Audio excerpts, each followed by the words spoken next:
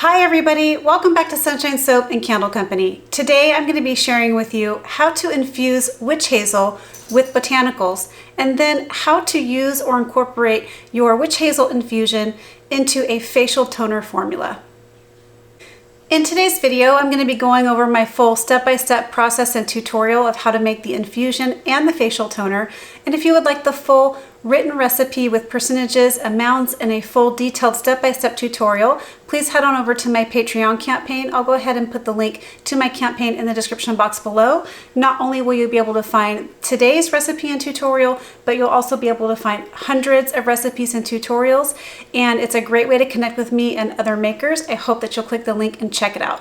All right, let's get started. All right, so the first thing we're going to do is go ahead and make our witch hazel infusion. Now, over the years, you guys have seen me make lots of different infusions with oils and also glycerin infusions and water infusions.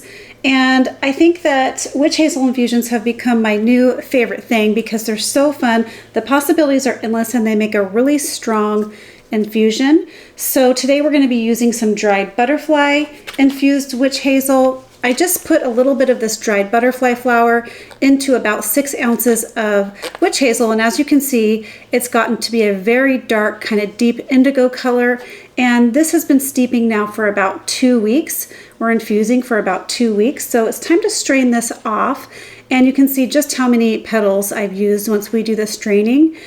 So this is what we're going to be using in our formula today, but I wanted to show you how to do your infusion.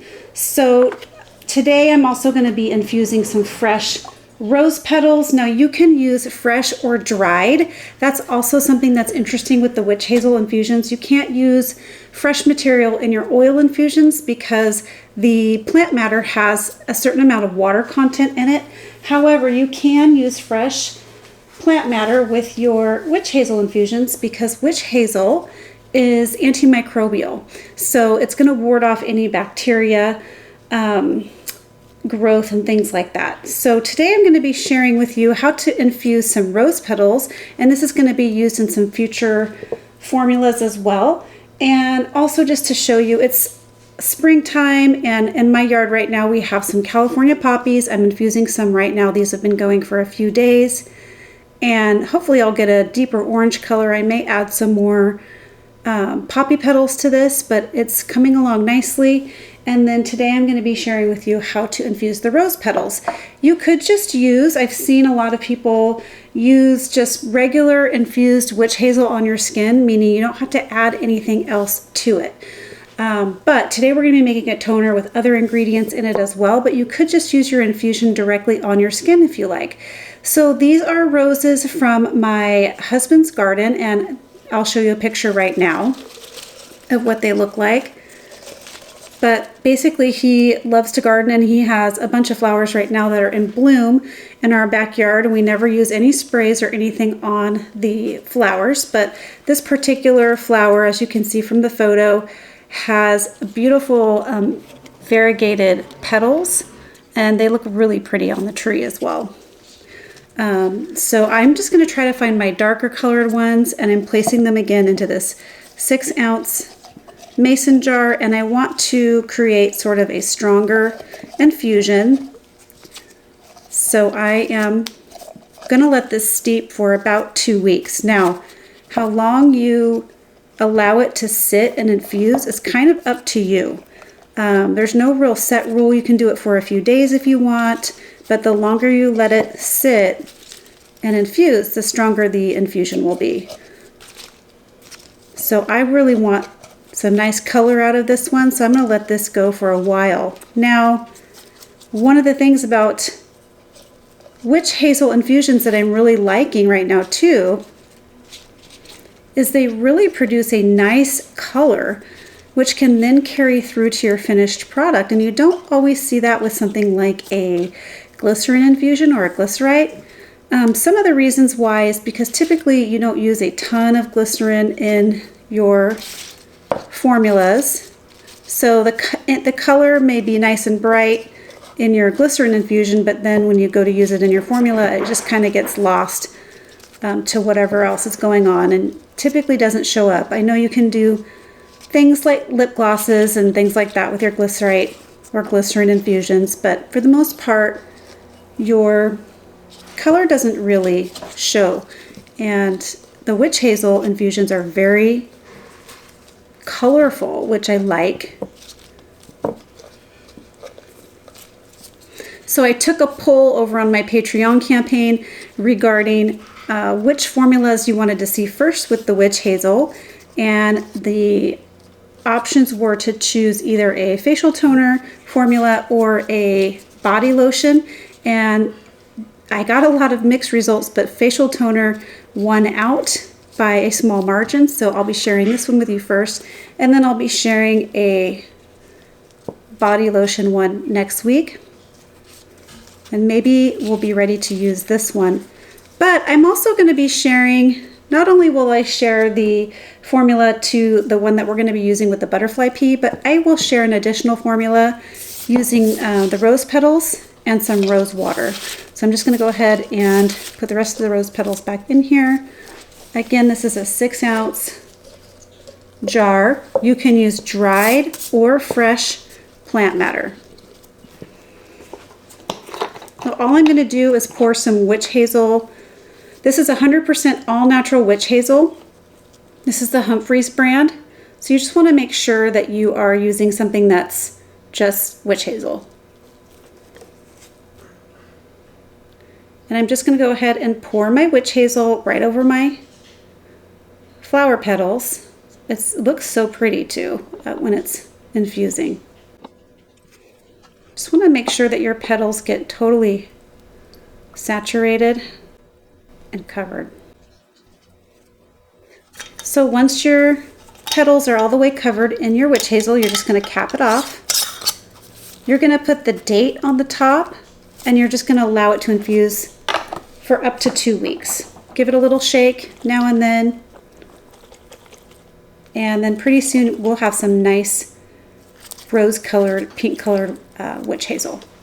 So what I'm going to do next is just go ahead and strain off my butterfly pea infusion that you see here so I can show you exactly how many flowers I used, and then we'll move on to the toner recipe. All right, so I just have a Pyrex with a strainer, a wire mesh strainer over the top of it. I'm just going to go ahead and pour my infusion into making a mess. There we go. Okay. So as you can see, my infusion is really quite strong. The color is very dark and vivid. And this is about the amount here. This is the flower petals that I used. So I didn't measure it out, but it was probably about a tablespoon of dried petals. So if you wanted a lighter infusion, you could definitely use less. If you wanted a lighter color, a little bit goes a long way. So then I'm just going to pour my infusion back into the mason jar. Just a gorgeous deep purple, kind of indigo looking color here. And then we're going to be using a bit of this in the facial toner. All right, so for the toner, this is broken up into 2 phases, a phase A and a phase B, and that's because we're going to be using a little bit of lavender essential oil for this one today.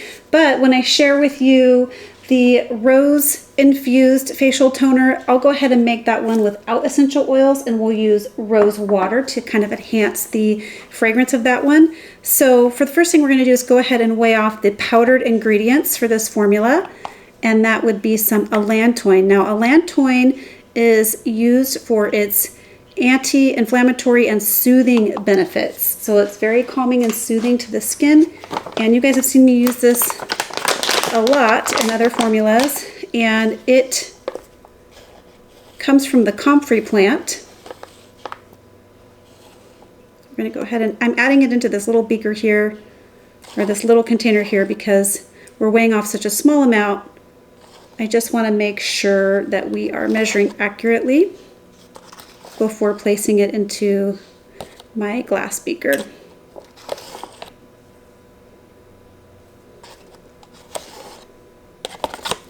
Okay, The next powdered ingredient we're going to be using is some dl-panthenol. Dl-panthenol is the vitamins that we're using here, and it's high in its vitamin B. So we're adding in some vitamin B here in the way of panthenol, and panthenol, or vitamin B, is great for skin health and also your complexion. It helps to even out skin tone.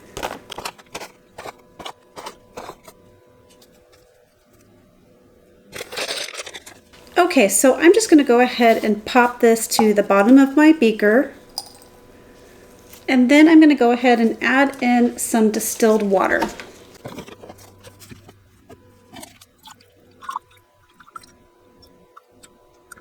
All right, giving this a stir to dissolve the powders.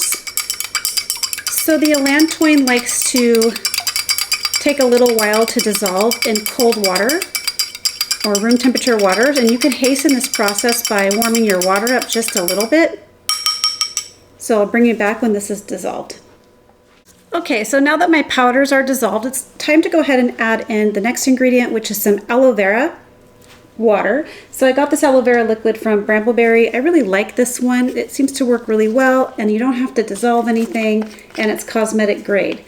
So we're going to go ahead and add in some aloe vera water. Aloe vera is a wonderful humectant, helping to draw moisture to the skin, but it's also very well known for its cooling and soothing properties. Giving that a little bit of a stir.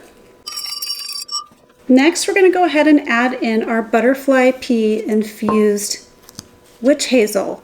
Now, butterfly pea, not only is it going to give this a beautiful color, it has a lot of really good skin benefits. So it's rich in antioxidants, it's rich in anthocyanins and polyphenols. So it also can help to improve skin hydration. It reduces inflammation and redness, and they protect against free radical damage, promoting youthful looking skin. And the only thing with this is, when I was experimenting, I made some toners that worked really good, but I felt like the color was too dark, so I had to come up with a good ratio. I was really just kind of going for a light blue or purple. And depending on the pH of your formula, depends on the final color of this butterfly pea. Will change colors with the different pH ranges. So we're going to go ahead and put this in. It's going to appear kind of dark right now just because we're not done adding in all the ingredients. But I did make some that I'm still using and going through, but I feel look a little bit too dark. So they aren't as aesthetic, I don't think, as the lighter colored toners. And there we go.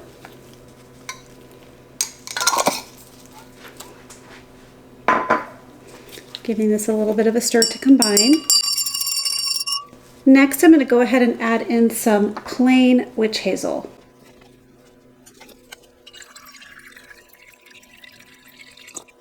And there we go. Again, giving this a good stir to combine. It's got a beautiful kind of lavender color right now to it, which is going to be wonderful. Once we add that lavender essential oil, that'll go very nicely with this color. So beautiful. All right, just a couple more phase A ingredients, and that includes a little bit of nettle extract. Nettle is also known for its skin soothing and anti-inflammatory properties. So this formula, not only is it going to be great for helping to combat redness, irritation, inflammation, and help to soothe the skin, because of its antiseptic properties, it also can be used on blemish prone or acne prone skin. So we're using a little bit of nettle extract here. And then to this, I'm going to be adding in a little bit of preservative.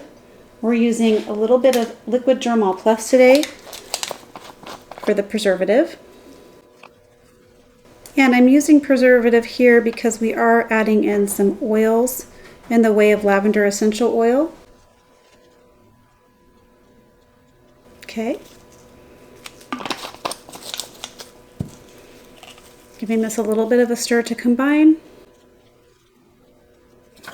And then getting that incorporated in. So the lower the pH on a formula, the more purple the butterfly pea turns, and the higher the pH of a formula, the more blue. And go ahead and give that a stir. All right, so the last thing we're going to do is go ahead and weigh off the phase B ingredients, and that just includes a tiny bit of lavender essential oil and some PEG 40 hydrogenated castor oil. PEG 40 hydrogenated castor oil is not a natural ingredient, but it's going to combine the oils and waters in this formula and still give us a nice and transparent looking formula.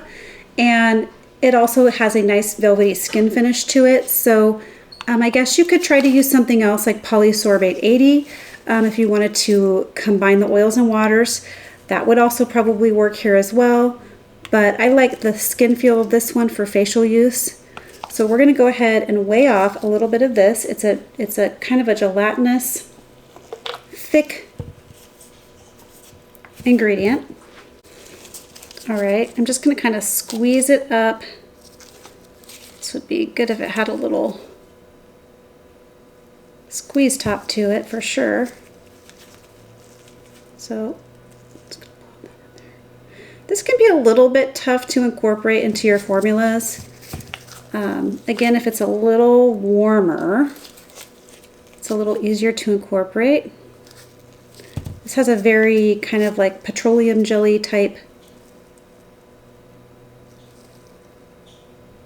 viscosity to it.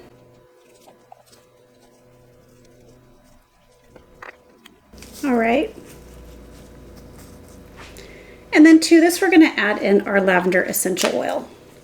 Now I am using the lavender 4042 by Brambleberry, and it's my favorite lavender to use in both cold processed soap and skincare formulas.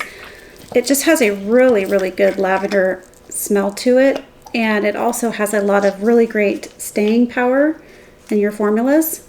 So I'm going to go ahead and mix this in with the hydrogenated castor oil. We're just using a little bit of essential oil. Now lavender is also very well known for its calming and soothing properties. Has great aromatherapy benefits as well. Okay. You have to be very careful with essential oil in your formulas. Lavender is one that is generally pretty safe, but even then, just make sure you're not using too much.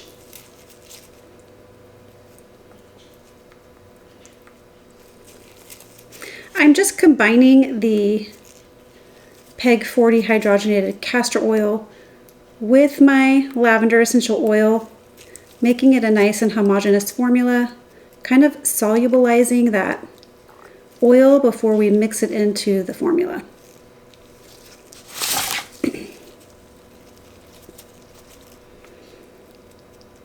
You may see little strands right when I add this in. It has a tendency to clump up a little bit and cause what looks like little floaters or strands in your formula, but it does go away. You just have to be patient and stir it and give it some time.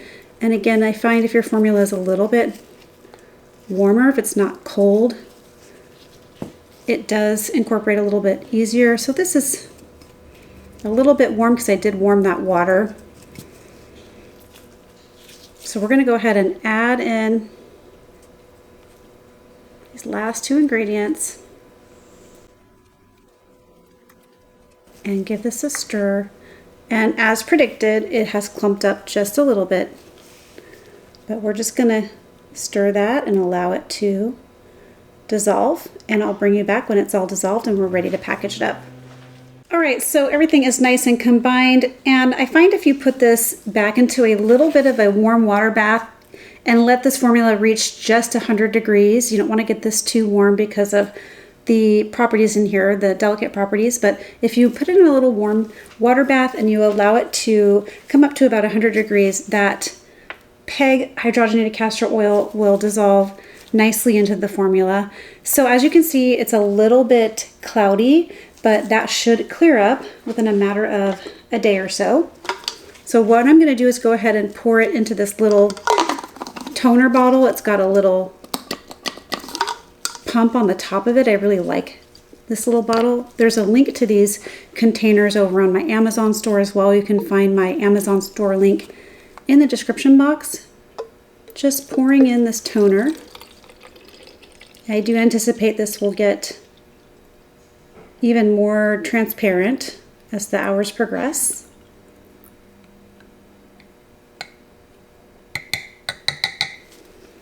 We're just going to go ahead and place the lid on.